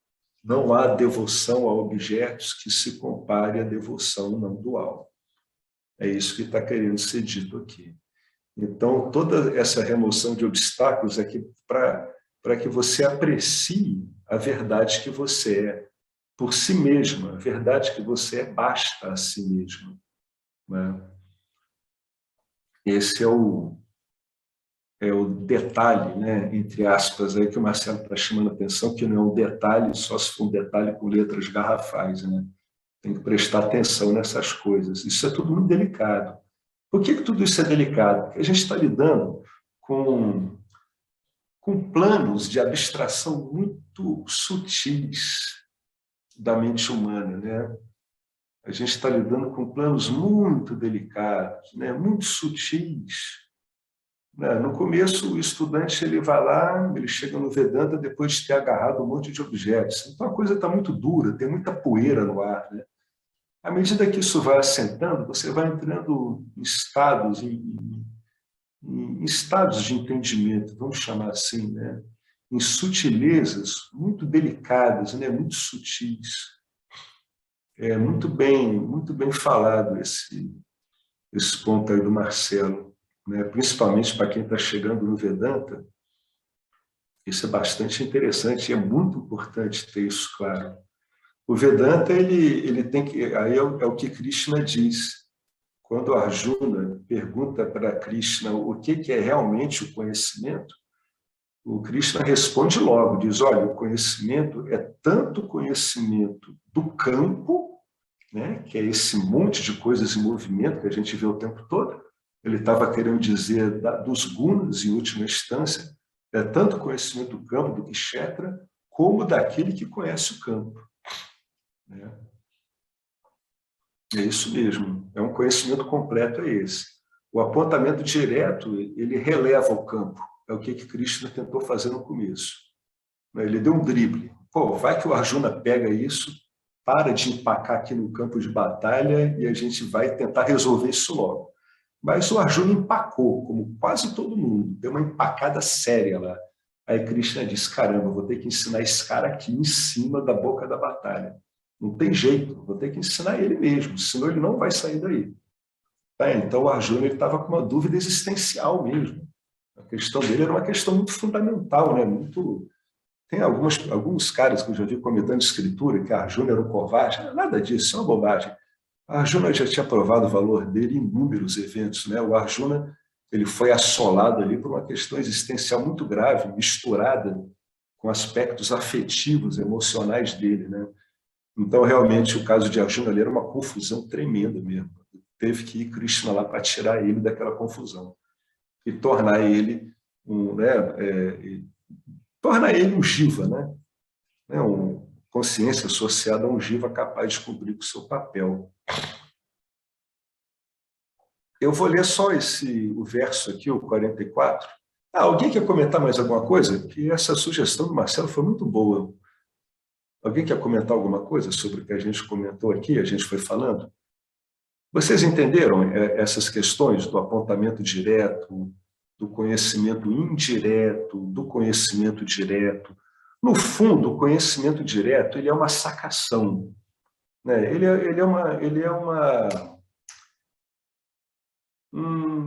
é uma sacação, é quando cai a ficha. Né? Quando a ficha cai, a única coisa que acaba restando, né, muitas vezes a ficha cai e a pessoa entra no estado de bhava, né, no estado de contemplação, ela entra no estado satífico tremendo. Só que na maior parte das vezes, as vasanas voltam a atuar.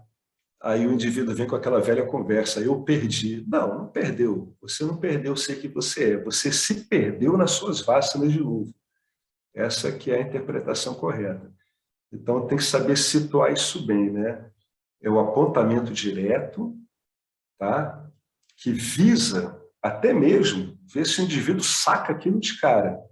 Ele não sacou. O apontamento direto não deu como resultado o conhecimento direto. Aí, então, agora vai vir um conhecimento indireto.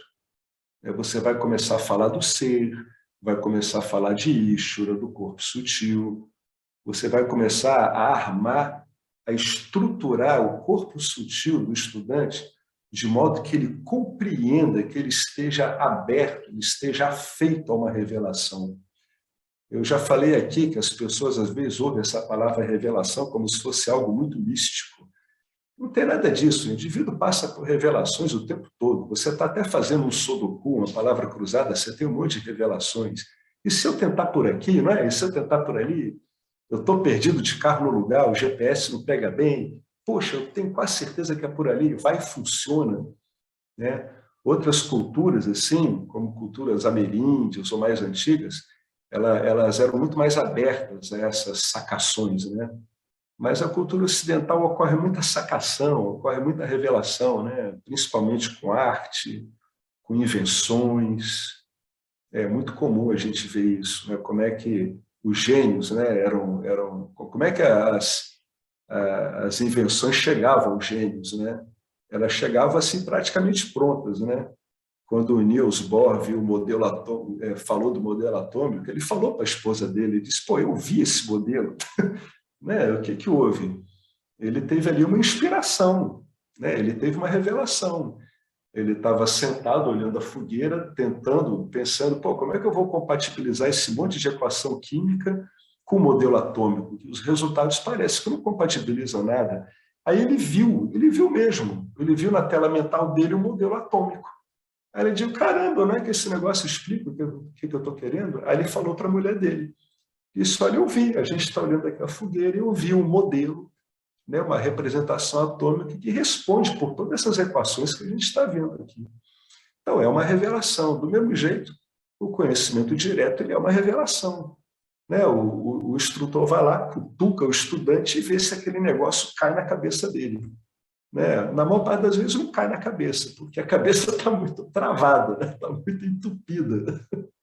Então, aí veio o conhecimento indireto, para ir reajustando, né, todo o sistema, de modo que você passa a ser um corpo sutil mais reflexivo.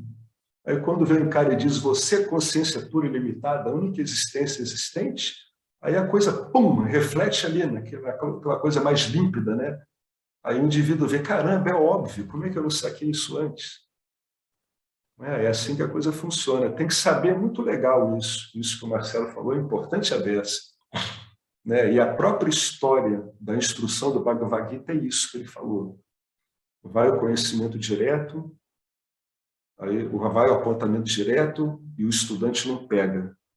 Aí o instrutor diz, bom, então agora vamos objetivar as coisas, porque ele só está objetivando, vamos entrar no mundo dele, reformatar o mundo dele, o modo como ele está vendo a coisa, de modo que a próxima vez que a gente for e der uma cutucada, a ficha cai, entendeu? O balde cai na cabeça dele direitinho e funciona. A coisa vai funcionando assim. Mais algum comentário, alguma colocação sobre esse ponto aqui que a gente falou? Oi, Betânia. Vou comentar não sobre o conhecimento direto, mas foi ótimo. Mas pelo que você falou assim, né? Bom, putz, dá o clique, né? E aí a gente tem a certeza, né, desse conhecimento. Mas, né? A vírgula que você pôs ali, você às vezes é tomado por uma vassana e parece que se perdeu. Isso. E, não se perdeu, não tomou conta, né? E aí, isso acontece bastante assim comigo, né? A vassana toma conta. E aí eu tenho pensado assim, sem culpa, né? Usa o discernimento e avante, né? Porque às vezes eu fico pensando pensando aqui, né? Que talvez muitas pessoas possam abandonar o Vedanta porque fala, como eu caí nisso, então não está servindo para mim, então, puta, eu sou um inútil, sei lá, de alguma maneira assim, né? Não consigo compreender, tipo, não tenho nada do conhecimento que eu achei que tinha, e entra numa roda de culpa, né? E não, eu acho que quando a gente entra numa vassana, eu estou pensando sobre mim, tá? É um conhecimento pessoal aqui, mas analisando no contexto do Vedanta. A gente tem que se afundar ainda mais na leitura, na disciplina, no discernimento, né? Para ir avante, né? Não falar, não conseguir, perdi nessa fala que você falou, né? Perdi, então, perdi o ônibus, desci, então, aqui do ônibus, né? Mas o contrário, né? De tipo, putz, espera aí, tô meio perdida, consigo ver hoje que tô perdida na Vassana, então volta para o Vedanta e se recoloca onde você estava, que você não perdeu nada, entendeu? Só a Vassana tomou conta de você. Eu achei legal isso que você falou, porque às vezes a gente acha que perdeu mesmo, né? Aí daqui a pouco, não, calma aí, calma, né? E não sei se faz sentido o que eu estou falando, mas é que você falou isso, eu falei, puta, é isso, né? A gente fica achando que perdeu. Faz sim. A gente pode traduzir essa impressão de perdeu como uma perda aparente da apreciação de si mesmo como consciência, não é isso? Aí, um objeto representado por uma vassana ocupa a tua atenção, né? Em vez da sua atenção estar voltada para a apreciação de si mesmo como consciência. Quando isso ocorre, é exatamente o que você falou, Betânia. É uma vassana, é um indicativo de que uma vassana tomou conta, né? E o Vedanta tem um monte de recursos para que você investigue isso e traga isso à tona. Em geral, tem uma concepção, aí cada um tem que ver por si mesmo, existe uma concepção profunda de visão de mundo e de si mesmo quando isso ocorre. Tem algo que a pessoa está vendo, que ela está dizendo que é o mundo. Eu vejo muito isso claro comigo mesmo.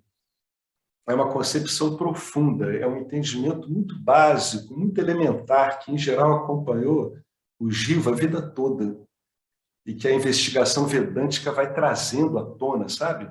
Como se você estivesse puxando a ruína de um navio atolado lá no fundo do oceano, você vai puxando aquilo de volta, até para você poder ver o que é.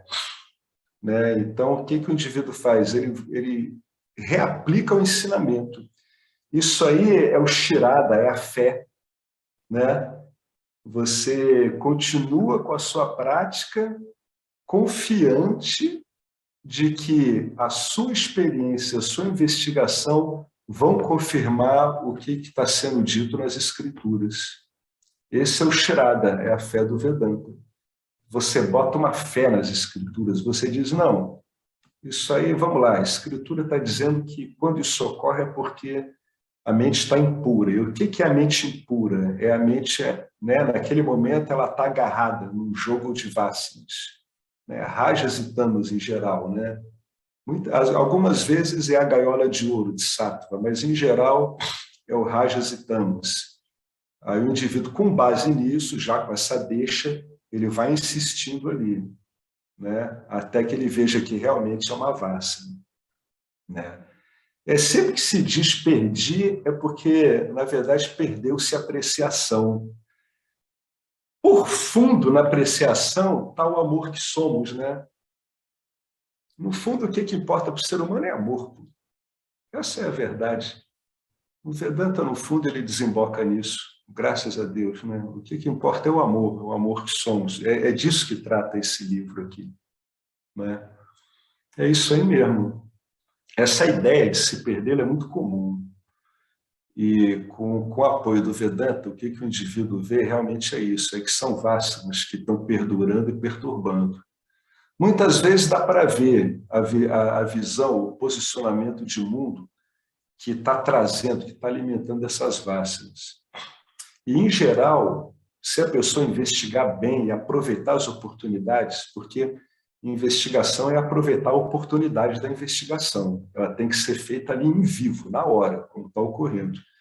Em geral, tem algum valor moral e ético que ele está meio que atrapalhado aí, de algum modo. Em geral, tem alguma egocentricidade trabalhando aí de modo subreptício, um modo mais, sabe, mais esperto, mais blindado. Em geral, muito bem justificado, né? Esses posicionamentos que as pessoas carregam a vida toda, em geral, eles têm um sistema de autoproteção baseado numa conversa interna muito forte. Essa conversa interna que os jivas fazem o tempo todo, em geral, reforçam isso, né? Elas são usadas para reforçar, em termos práticos, isso. Esse diálogo consigo mesmo, ele reforça alguma estruturação de vasanas. Se você espremer bem, você vê que tem algum valor ali de autoconfiança egóica, assim, sabe? Uma autovalorização do modo como eu estou vendo a vida. Eu vejo a vida assim, então isso justifica um monte de conclusões que eu estou fazendo, porque essas conclusões é que vão apoiar essas vasanas que aparecem. Né? É por isso que cabe a cada um mesmo, não tem jeito. Você tem que fazer o seu esforço. Né? E aproveita as deixas de Ishvara. Quando o Ishvara vê que você está querendo investigar, ele começa a te empurrar um monte de coisa em cima. Vai ver se é um roto-rooter, vê se desentope. Né? Ele vai botando, vê se a coisa pega aí no tranco, sei lá. Ishvara é muito prático, né? Ele se vira com o que tem, cara. No Vedanta só pode passar pano para lustrar o espelho refletor. Agora, para outras coisas, não. Né? Exatamente. Não dá para passar pano em outra coisa. Não dá para tentar de passar pano para segurar as coisas. É só para limpar o corpo sutil mesmo, para dar uma lustradinha boa nele. Né? É isso aí mesmo. Aproveitem as deixas do campo. Quando encontrar algo que contrarie, é uma deixa sensacional. É uma jogada. Ishvara te passou a bola. Vamos ver o que esse cara vai fazer com essa bola, porque ele sabe que depende só de você mesmo. Deus é um cara legal, cara, ele não interfere. Olha que coisa excepcional. Um poder gigantesco desse que deixa esse monte de maluquinho, né? Assim, com uma possibilidade de ter autodiscernimento, né? De saber o que é. É muito bacana, viu? Mas é claro que não é nada do que a gente espera quando a gente entra numa senda dessa, né? Num ensino desse. Não tem como ser, né? A gente é completamente surpreendido. Por isso que o cara tem que estar meio aberto para pegar essas deixas. Pega essas deixas, aproveita e investiga. Né? É um grande favor que a gente faz a nós mesmos, é o campo mesmo. No momento, o investigador, o que o campo quer do investigador é que o investigador investigue. O campo queria que a Arjuna lutasse, a Arjuna deu uma empacada, então bota esse cara para investigar, pois. O campo dos investigadores, o campo quer que eles investiguem mesmo. Né? O papel dármico do investigador é investigar. E nessa investigação, né, porque eu estou no momento fazendo uma investigação bem complicada, mas é muito legal porque você vai vendo que, cara, uma coisa puxa a outra, né? Que tá tudo ligado, que nossa, Rajas puxa a projeção, que puxa o aumento do controle, que puxa o aumento do auto-esforço, que diminui a confiança, que diminui o discernimento, um negócio assim, que você vai olhando e vai falando, mano, tudo de uma vez, tá acontecendo tudo assim, e você vai falando, nossa, é muito louco, porque não tem uma separação dessa lógica. Isso, né? perfeito. É uma perfeito. lógica que funciona assim, igual uma roda gigante. Tá ali tudo, né? Então, tipo, o que diminui, o que aumenta. Aí você vai olhando assim, você vai falando, puxa vida, que coisa, né?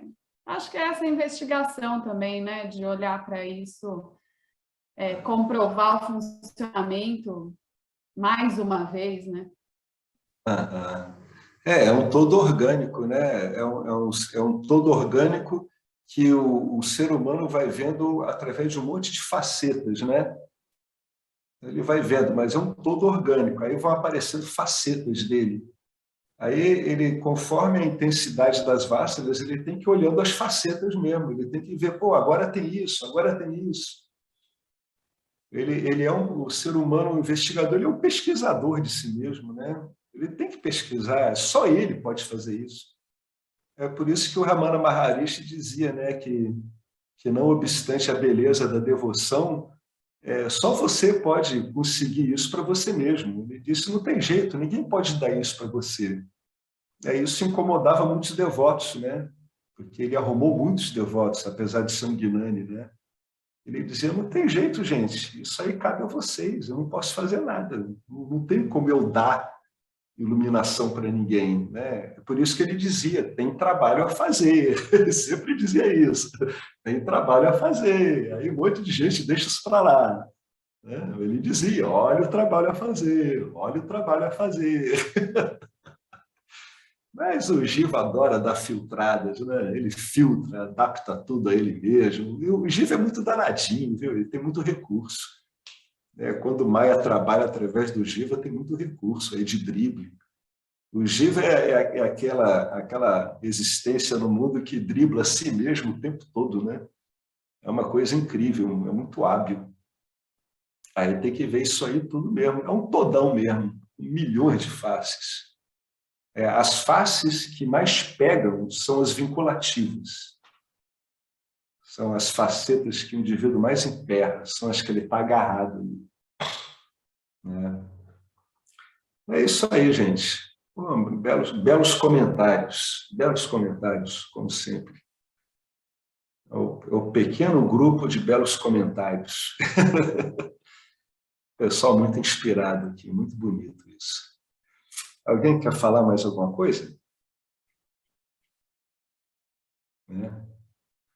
Então, eu vou começar a partir daqui, do verso 44, o que é um verso muito, muito bom. Ele é muito bom para a gente aplicar ele na nossa vida diária. Não só engraçado, não só em relação à espiritualidade, mas em relação a tudo. É um verso muito bom. Deixa eu marcar aqui que página é essa. Página 11. Aí eu boto aqui, página 11. Pronto, página 11. Daqui a pouco a gente coloca lá no grupo o capítulo 4, que eu estou revendo a tradução dele. Estou mais revendo o português mesmo. Hoje é que dia? Dia 20 de outubro, né? É isso ou 21? 21? Pronto. É isso aí, gente. A gente começa, então, aí. Se for do campo, a gente... Na quinta-feira estamos aí, de novo. Beleza? Imensa satisfação revê-los, viu? Uma maravilha isso. Vamos lá, então? Puro namidemos, então? Outra coisa, viu? Quando tiver muito assim, baratinado com as coisas, às vezes usam um desentupidor de pia. A gente usa cada termo horrível aqui, né?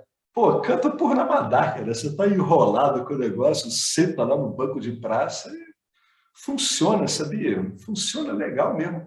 Primeiro vem em detalhe o que significa o Purnamadá, e aí entoa ele. É bacana quando você entoa um mantra desse, conhecendo o significado, né? É muito bom. Em geral, dá uma desopilada, assim, né? Dá uma aliviada. Aí até permite o indivíduo dar uma investigada boa, né? Porque sativiza a mente, né? Sativizar a mente com a ideia de investigação é sensacional, né? É perfeito. A gente tem muito recurso para isso no Vedanta. Ele dá muito recurso, dá muito recurso, muita ferramenta. Vamos lá, então? Vamos encerrar, então. Om Purnamada Purnamidam Purnamudachyate Purnasya Purnamadaya Purnameva Vasishyate. Om Shanti Shanti Shanti. Gratidão, Ishvara, gratidão ao Vedanta, gratidão a essa sampradaya extraordinária de professores e alunos de caráter milenar. Gratidão a todos nós que estamos aqui dispostos a ouvir isso. E, né, gratidão à nossa meta, aquilo que entendemos como mais importante. Obrigado, pessoal. Uma grande alegria rever todos vocês.